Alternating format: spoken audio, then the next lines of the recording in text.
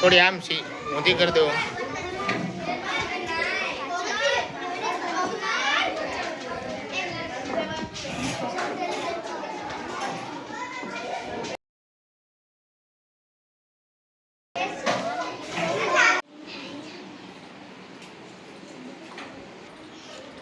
આ શાનો પ્રયોગ કર્યો છે તમે?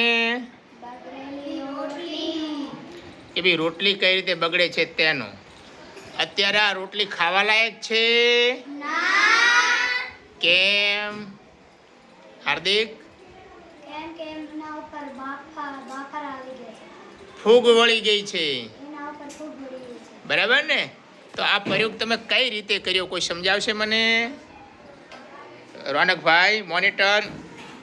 पहले तो हमें रोटली અને એક ડબ્બો લીધો, એમાં એક રોટલી નાખીને ને એક પાણીનો ગ્લાસ લીધો, એમાં પાણી નાખ્યું, એને હાથમાં લીધો ને છોકરા નાખ્યા એના ઉપર, પછી એના ઉપર બંધ કરી નાખ્યું ડબ્બો, પછી 2-4 દિન રાખી દીધા. હવે આપણે ખોલ્યું તો એવો થઈ ગયો. આજે આવીને જોયું ત્યારે રોટલી બગડેલી હતી. આ જે ઉપર દેખાય છે પીળા કલરનું, પછી આ ગ્રીન કલર, ક્યારેક ક્યાંક કાળો કલર, આને શું કહેવાય? શું કહેવાય? ફૂગ કહેવાય, બરાબર ને? આમાં હજારોની સંખ્યામાં બેક્ટેરિયા હશે. તો દરેક ખોરાકની જે બગડવાનો ટાઈમ છે અલગ અલગ હશે, બરાબર ને?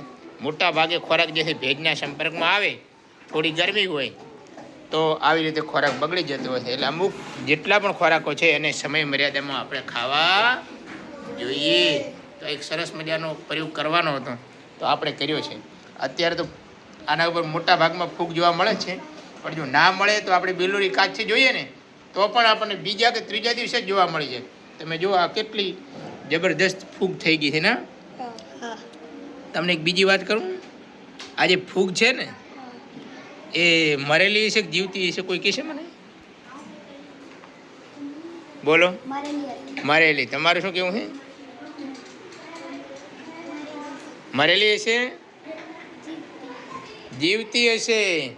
આ એક પ્રકારનો સજીવ છે.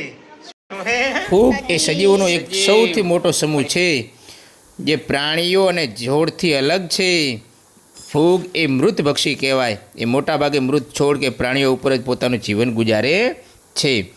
ખાદ્ય પદાર્થો પર જોવા મળતી ફૂગને મોલ્ડ કહેવાય, જે બ્રેડ, ફળ કે અન્ય ખાદ્ય પદાર્થો પર ઉગતી હોય છે. આ ફૂગમાંથી દવા પણ બનાવવામાં આવે છે. તમને મજા આવી? સરસ.